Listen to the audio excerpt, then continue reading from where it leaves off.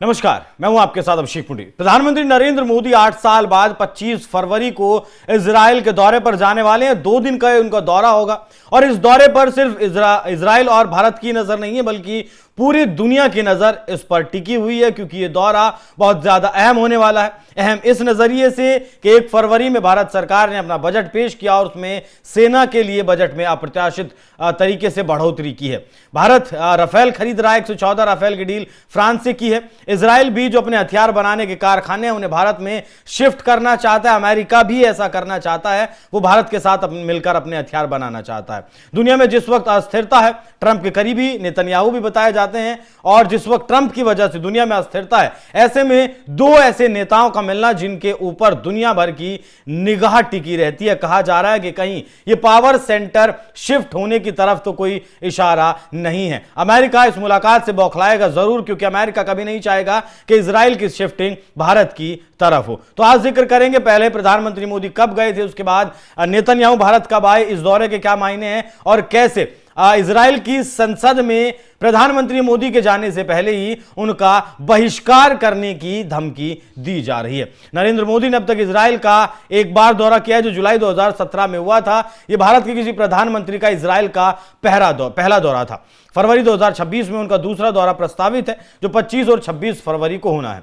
Netanyahu और मोदी कई बार मुलाकात कर चुके हैं। 2018 में नेतन्याहू भारत आए थे और इसके अलावा सितंबर 2014 में न्यूयॉर्क में संयुक्त राष्ट्र महासभा के दौरान दोनों की मुलाकात हुई। जुलाई 2017 में प्रधानमंत्री मोदी जब गए तब वहां मुलाकात हुई। 2018 में नई दिल्ली में आए नेतन्याहू, तब मुलाकात हुई। और इसके अलावा दोनों नेता संयुक्त राष्ट्र महासभा, यूएनजीए जैसे अंतर्राष्ट्रीय मंचों पर भी मिलते रहते हैं, जैसे 2025 में। कुल मिलाकर 4 से 5 बार दोनों नेता अब तक मुलाकात कर चुके हैं। पहले जब प्रधानमंत्री मोदी ने इजराइल की संसद में भाषण, जब वो गए थे तब उन्होंने वहां भाषण दिया था उनकी संसद में इजराइल की, और अभी भी जब वो उनका दौरा प्रस्तावित है तब भी इजराइल की संसद को प्रधानमंत्री मोदी को संबोधित करना है। ऐसे में अगर बात करें 2017 में उन्होंने इजराइल की सराहना की थी कि कैसे इजराइल ने विपरीत परिस्थितियों में नवाचार और विकास किया। दोनों देशों की साझा लोकतांत्रिक मूल्यों और आर्थिक प्रगति पर जोर दिया था। पानी संरक्षण, कृषि उत्पादकता और संसाधन उपयोग में सहयोग की बात की थी। $40 मिलियन के द्विपक्षीय टेक्नोलॉजी इनोवेशन फंड की भी घोषणा की थी। आतंकवाद और कट्टरवाद से लड़ने के लिए सहयोग पर जोर दिया था, क्योंकि दोनों देश इससे प्रभावित हैं। जहां भारत पाकिस्तान के आतंकवाद से प्रभावित है, वहीं आपका इजराइल की बात करें तो वो हमास से प्रभावित है। व्यापार और निवेश को मजबूत करने की जरूरत बताई थी। भारतीय मूल के यहूदियों की भूमिका को सराहा था, जो दोनों देशों के बीच एक पुल का काम करते हैं।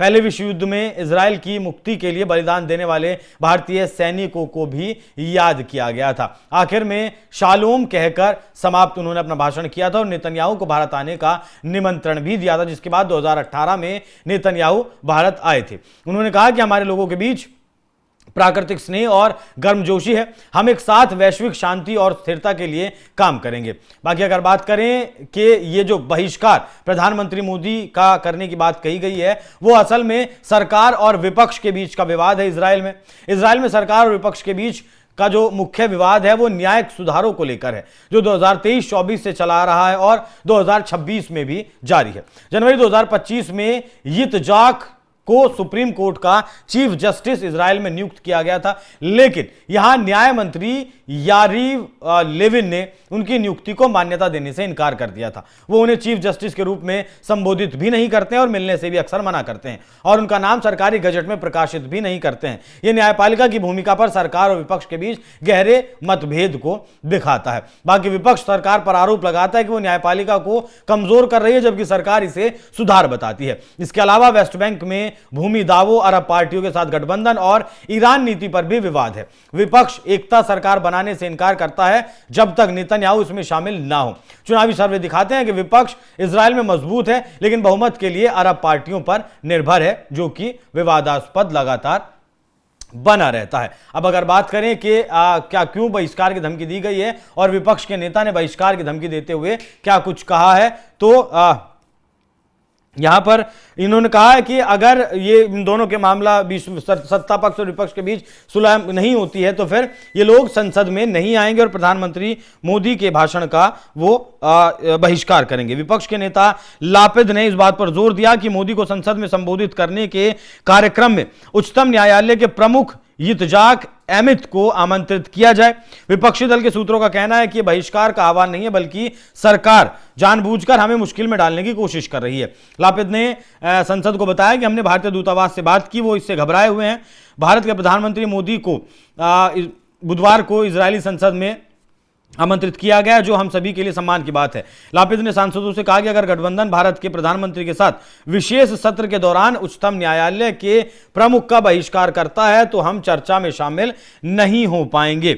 हम नहीं चाहते कि भारत को हमारी वजह से शर्मिंदगी उठानी पड़े और ऐसा ना हो कि 1 अरब लोगों के देश के प्रधानमंत्री यहां आधी खाली संसद के सामने खड़े हों। इजराइल की घरेलू राजनीति न्यायिक सुधारों को लेकर तीखी बहस में उलझी हुई है। तो यहां पर नेता विपक्ष को, जो इनके विपक्षी नेताओं ने बता दें कि भारत 1 अरब की नहीं बल्कि 140 करोड़ की आबादी है, 1.4 अरब की आबादी भारत है।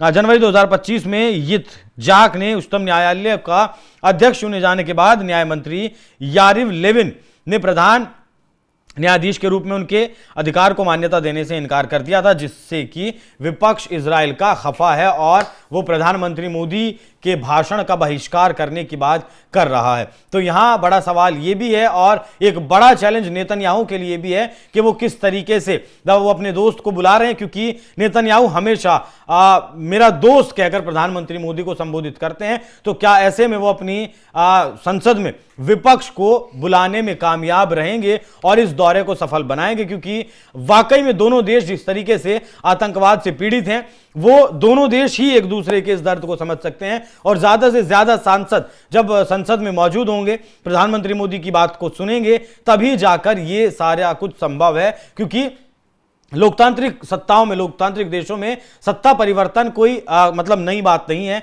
वो एक आम सी बात है। लोग सरकार को चुनकर भेजते हैं। आज इजराइल ने नेतन्याहू को चुनकर भेजा है, हो सकता है कल विपक्ष की पार्टी को चुनकर भेजे। तो ऐसे में प्रधानमंत्री मोदी के लिए भी एक बड़ा टास्क है कि कैसे वहां के सत्ता पक्ष और विपक्ष दोनों के साथ उनका तालमेल बिल्कुल सही रहे, बातचीत बिल्कुल सही रहे। जैसे कि नेतन्याहू भारत को ट्रीट करते हैं, वैसे ही अगर कल को सरकार लोकतांत्रिक तरीके से इजराइल में बदलती है तो फिर वो भी इसी तरीके से भारत का सम्मान करें या फिर भारत से बात करें। अब यहां पर रशिया और चाइना जैसे या फिर किम जोंग उन जैसे तो सरकारें नहीं है दोनों देशों में कि एक ही पक्ष रहेगा और उसी से आपको बात करनी है। इसीलिए जब भी किसी देश का राष्ट्राध्यक्ष किसी देश में जाता है तो वो सत्ता पक्ष के नेताओं से भी मुलाकात करता है और विपक्ष के नेताओं से भी मुलाकात करता है। तो प्रधानमंत्री मोदी का ये दौरा जाने से पहले ही विवादों में घिर गया है। अब ये विवाद प्रधानमंत्री के जाने से पहले खत्म हो पाते हैं या नहीं, वो देखने वाली बात होगी। बाकी आप लोग इस विषय पर क्या सोचते हैं, कमेंट बॉक्स में अपनी राय जरूर दीजिएगा। नमस्कार।